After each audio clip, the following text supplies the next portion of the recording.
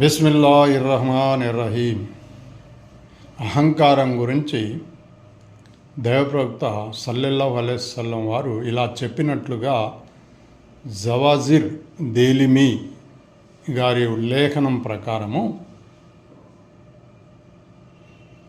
అహంకారము ఎంతటి చెడ్డ విషయం అంటే దాని కారణంగా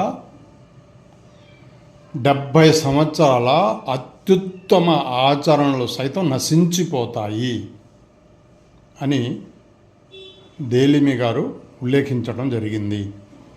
కాబట్టి దీన్ని బట్టి ఆలోచించండి, అహంకారం వలన ఎంత నష్టం. అత్యుత్తమైన ఆచరణలు అన్నారు. మీరు ఎంత ఉత్తమమైన ఆచరణలు చేసినా సరే అహంకారం ఎవరికైతే ఉందో అవన్నీ కూడా మీరు సంపాదించుకున్న 70 సంవత్సరాల పుణ్యాలు ఇవన్నీ కూడా యాచనలు ఇవన్నీ కూడా కొట్టుకుపోతాయి అని చెప్పడం జరిగింది.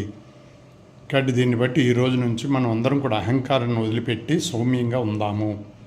అలాగే ఒక మంచి విషయాన్ని లైక్ చేయడం వల్ల పుణ్యం కూడా వస్తుంది. ఈ ఛానల్ని సబ్స్క్రైబ్ చేయండి, లైక్ చేయండి. ఇన్షాల్లా. Thank you all.